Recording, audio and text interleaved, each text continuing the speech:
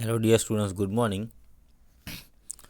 Today we will discuss about the chapter 7, a visit to a Cambridge. So, a visit to a Cambridge by Fidos Kanga begins with him taking a walking tour through Cambridge. During this tour, his guide mentioned that the famous astrophysicist Stephen Hawking lived there.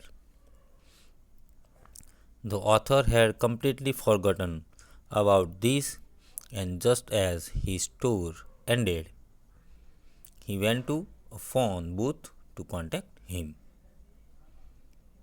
He was able to talk to Hawkins' assistants and explained to him that he had come to all the way from India on a wheelchair.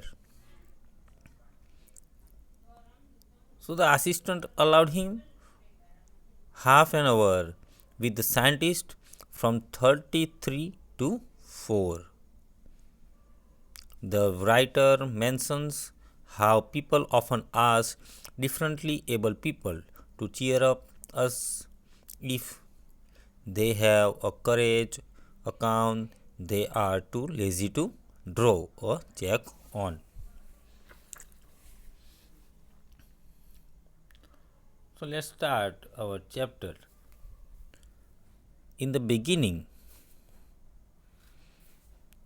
the author begins by telling the readers that at some point of life, England only meant Cambridge for him and nothing more. He further remarked that after his meeting with Stephen Hawking, the meaning and relevance of England in his life changed completely. In the second para,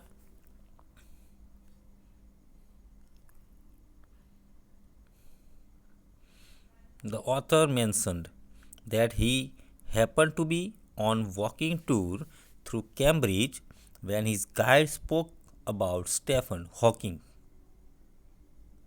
The guide called him a poor man because he was differently abled. He even told the author that Stephen Hawking now holds his position in the university which was earlier held by Isaac Newton.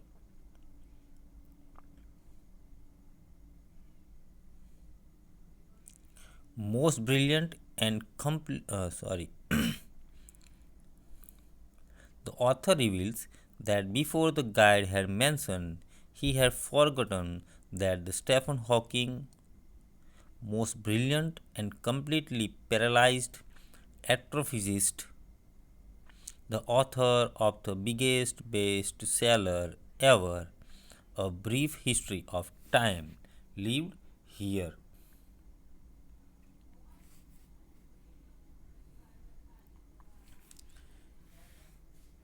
In the third para,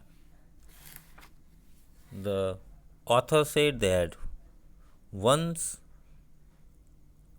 he was walking tour or once the walking tour came to an end, the author hurried to the nearest phone booth and stretched the cord to the extent of almost tearing it so that it could reach him outside the booth because he was on a wheelchair. He called Stephen Hawking's residence where his assistants answered the call. The author introduced himself as someone who came all the way from India, which the assistant must have taken in the literal sense that he traveled all the way from India on a wheelchair to write about his traveling experience in Britain.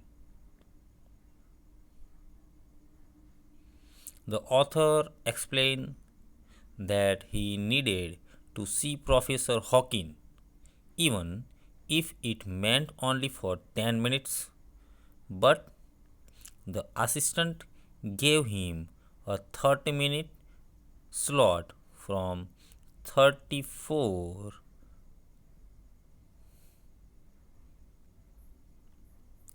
from 3:30 to 4 for the next day. Means if he has to meet Stephen Hawking, he had a time of half an hour. And suddenly I felt weak all over. The author began feeling weak at that moment. He relates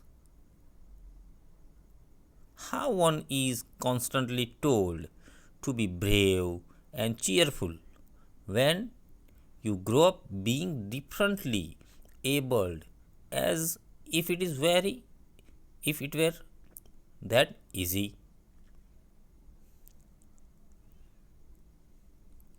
He mentioned that people think one who is different is just lazy to draw a check on their courage account. In such situations, the only thing that gives courage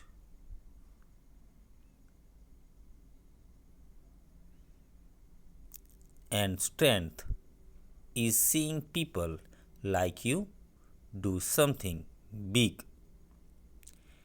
It is only then you know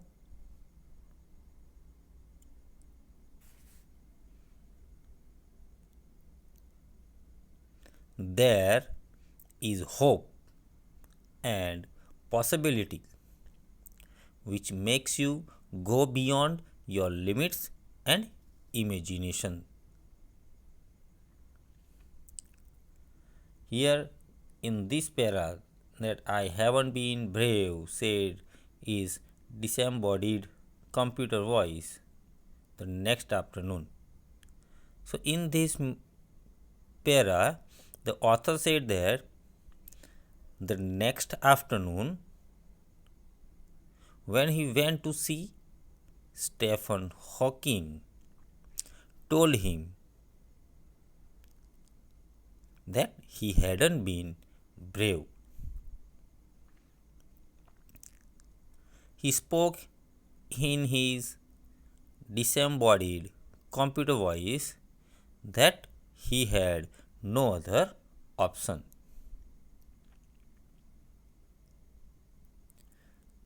So the author wanted to reply that living so creatively, even with his disabilities, was a brave choice.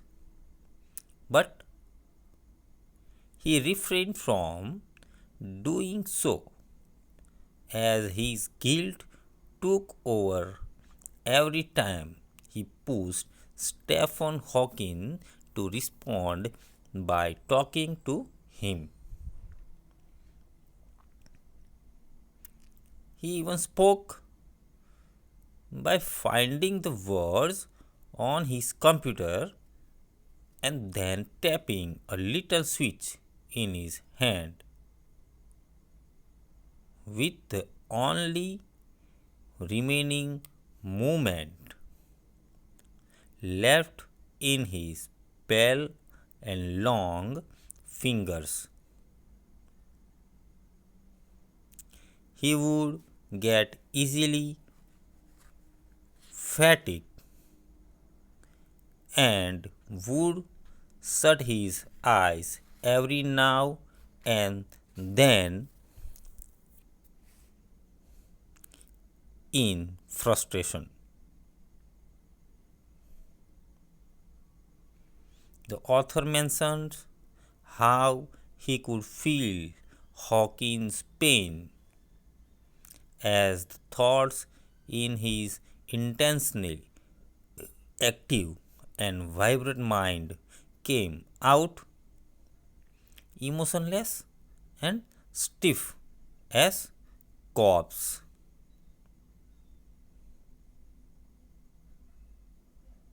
So till here we discuss today. We will discuss remain part of this chapter in our next video. Till that, thank you. Have a nice day.